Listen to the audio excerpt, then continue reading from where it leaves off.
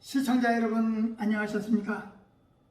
주님과 함께 5분 묵상의 시간을 갖겠습니다. 오늘은 사도행전 5장 말씀을 묵상합니다.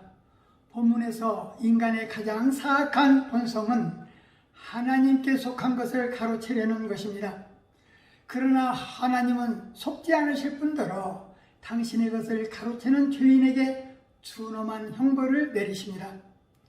한편 제자들은 복음 전파 사역에 흐트러짐이 없이 핍박과 투옥까지도 기쁘게 받아들임으로써 참된 제자의 길을 보여주었습니다.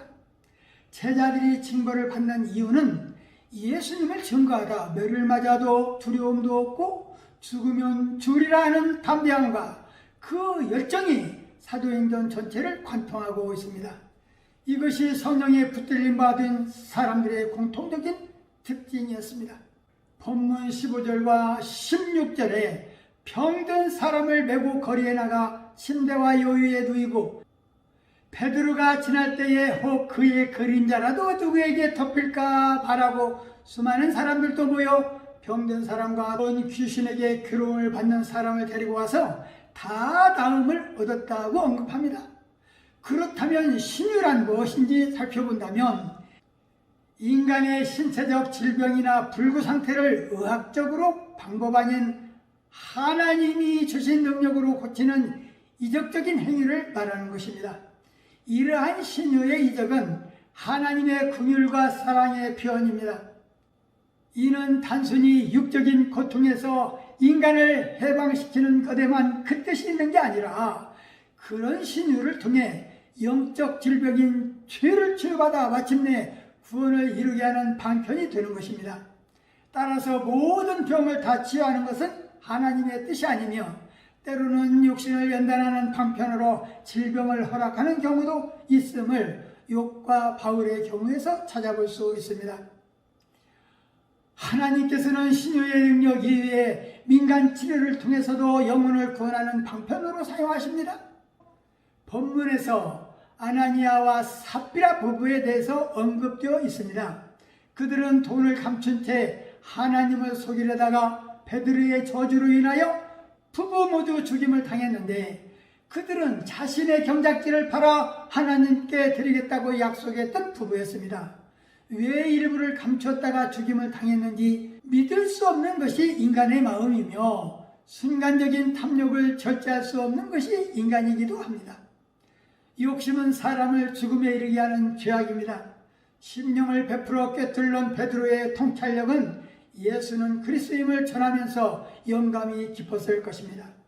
성령을 감찰하시는, 심령을 감찰하시는 주의 능력 앞에, 주의 성령 앞에 우리가 감출 수 있는 것은 아무것도 없을 것입니다.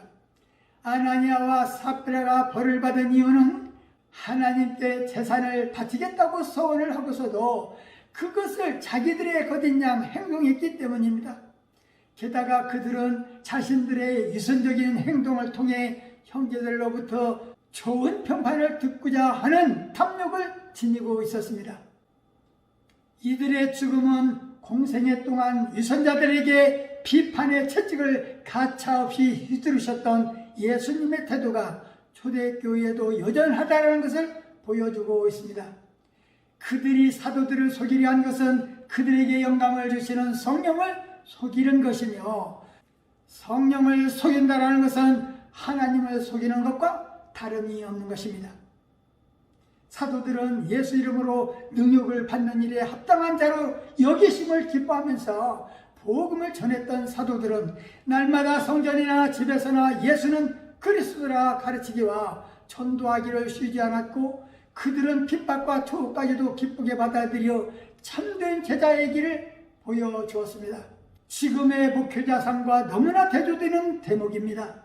예수는 그리스도라고 증거했던 사도시대의 그 열정과 성령의 역사를 이 시대에도 이어가야 할 것입니다. 성령의 충만함을 덧입는 것이 그 열쇠가 될 것입니다. 우리 성도들도 베드로가 여는 예수는 그리스도시요 생명의 말씀이라고 전파하는 자가 다 되어야 하겠습니다.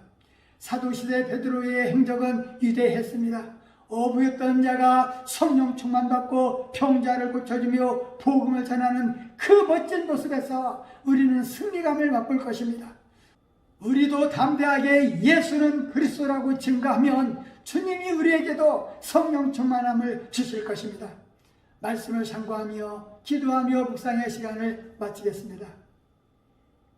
좋으신 하나님 아버지, 사도행전 5장 말씀을 묵상하면서 저희가 날마다 성전에 있든지 집에 있든지 예수는 그리스도라 가르치기와 전도하기를 쉬지 아니하리라 하셨습니다.